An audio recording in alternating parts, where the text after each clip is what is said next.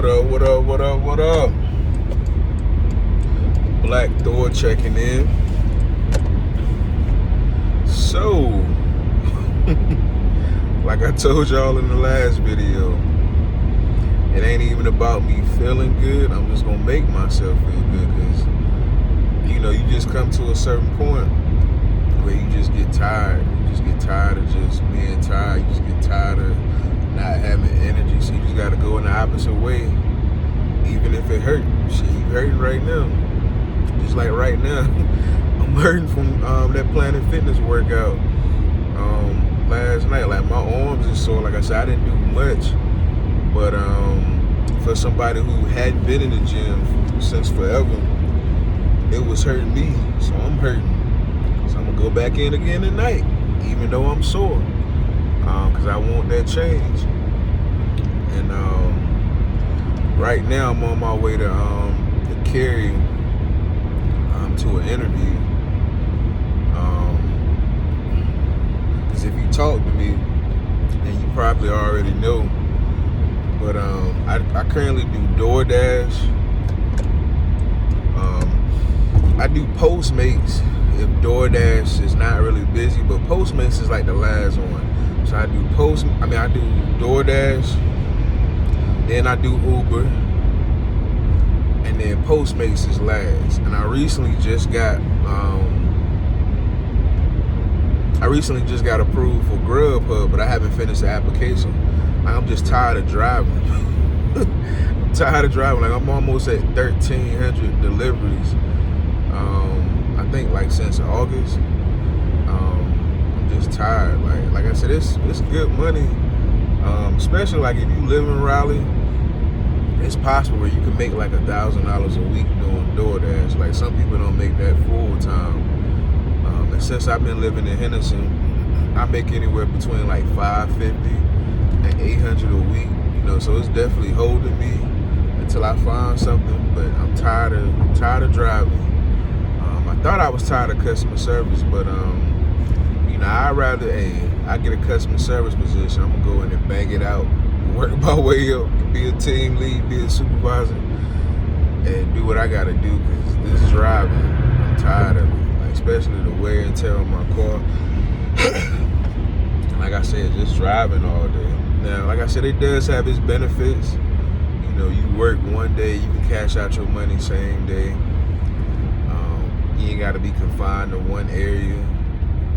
Got its benefits. I ain't gonna lie. You got to name the benefits of everything that you do. But this video is gonna be the start of my message on why I started doing these videos. So when I was working at my old employer, Wells Fargo Auto, I told y'all about my supervisor named Josh, if you was watching the previous videos, on how he told me that you are your own worst enemy. So like that's true. So I started to come out of my shell at Wells Fargo Auto, and what helped me to do that was this program they had there called Toastmasters. And Toastmasters is kind of like, you can call it a group or a community in which it's kind of like a family. People come together. Everybody has their own different thing or whatever, but everybody is like sharing their stories. Like their life stories, like what they done been through. I think some people may have been through addiction. Some people might have went through divorce. Some people might have had a promotion. Some people might have been elevated in life. Just different things. So like me, I kind of gravitated towards that. I was like, all right, no judgment or whatever. So after a few months of me getting comfortable, I should have just threw myself in there, but everything happened for a reason. So after a few months of me getting comfortable, I did my own speech, and the name of the speech was Put a Date on It. Put a Date on It. I even had the jacket when I went in there. Like I was dressed nice. I had my casual clothes on, but my jacket, it had put a date on it. Had it on the back like in glitter or whatever. I had wrote out my speech. I wish I could find that speech. I don't know what I was thinking to lose that, man. What was I thinking? But hey, that just means I need to write another one. That's all. But one of the things that I put in that speech, and this was the point where I almost didn't finish giving the speech, because at that moment, like, my weak spot was shown, and you know, I didn't want to be up there and everybody looking at me. But they made it. I ain't gonna say made me comfortable, but yeah, you can say they made me comfortable. So I started getting deep into some stuff, and I started referencing one of my favorite books I talk about, which is Think Like a Winner by Dr. Doyle Staples. And I was telling people how we live in this world and how everything is just boom, boom, boom, boom, boom, boom, boom. You just going. You don't never have time for yourself. And one of my recent partners in Herbalife, she said it herself. I was trying to talk to her about starting like a meditation class. And she was like, somebody else had tried to do meditation, but she was like, she just couldn't sit still. And I was like, that's the hardest part about meditation. The hardest part, other than getting into meditation and not thinking, just like sitting there, being still, and being aware of your body, being aware of you.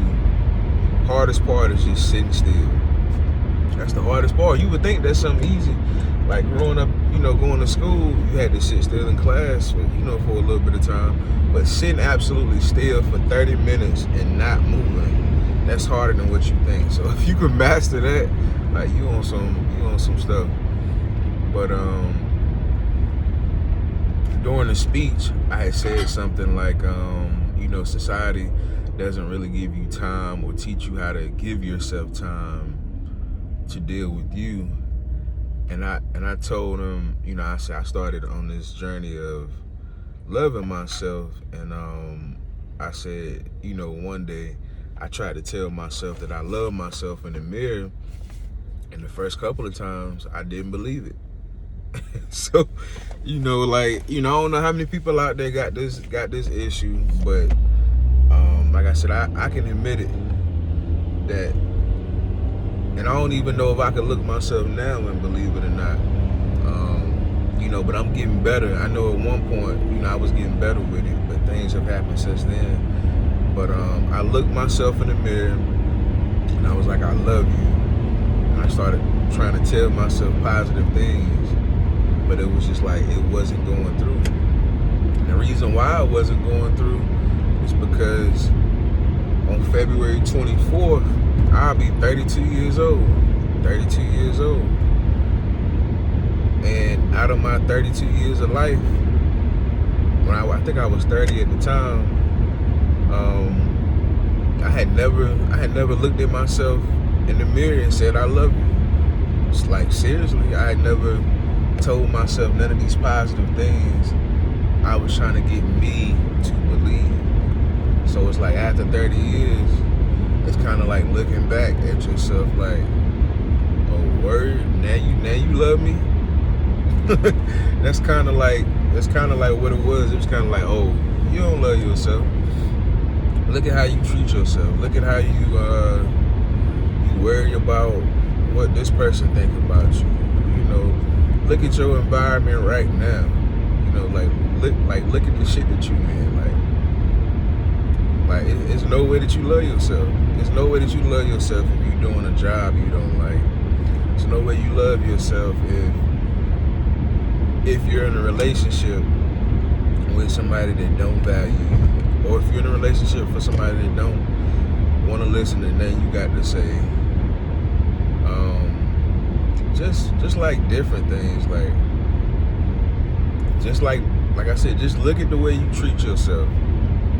The way you treat yourself, this is what they say. And you know, I'm trying to get to that level. The way you treat yourself is the way other people gonna treat you. And I really do believe that, and I really do believe that. I really do. I really do, and that's why for the longest time when I was at my best, between like 30 and 32, somewhere in there was like a few months.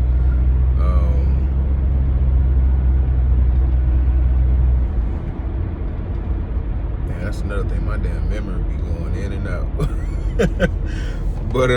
but yeah, it's like somewhere in between that time, 30 and 32, that was like the best time of my life. I was isolating myself. Like, I really wasn't having a lot of communication with people. I wasn't. One thing that I did, I got my schedule in order. I started getting up early. Like I said, I started laying out everything for the week, so I knew what I was gonna do. So when I did all of that, it gave me more time for myself, and I also wasn't worried about time during that period as well.